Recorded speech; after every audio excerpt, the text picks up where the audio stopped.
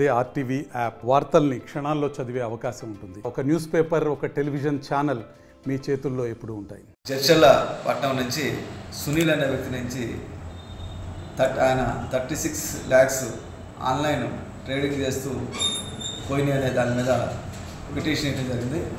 దాని మీద ఎఫ్ఐఆర్ చేయడం జరిగింది.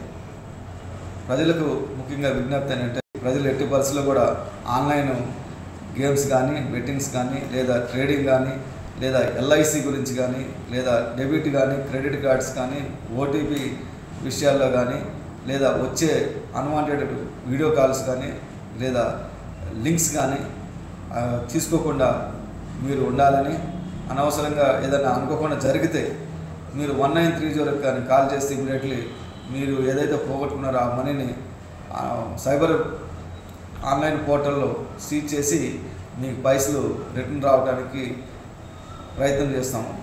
మీరు ఎట్టి పరిస్థితుల్లో సాధ్యమైనంత వరకు మీరు ఆన్లైన్లోకి వెళ్ళి ఈ యొక్క ట్రేడింగ్ కానీ ఈ చేయకుండా ఉంటే మీరు సేఫ్గా ఉంటారని కోరుకుంటున్నాను. మరిన్ని వీడియోస్ కోసం ఛానల్ ని సబ్స్క్రైబ్ చేయండి. లేటెస్ట్ అప్డేట్స్ కోసం వాట్సాప్ ఛానల్ ని ఫాలో చేయండి. అండ్ లింక్ డిస్క్రిప్షన్ లో ఉంది.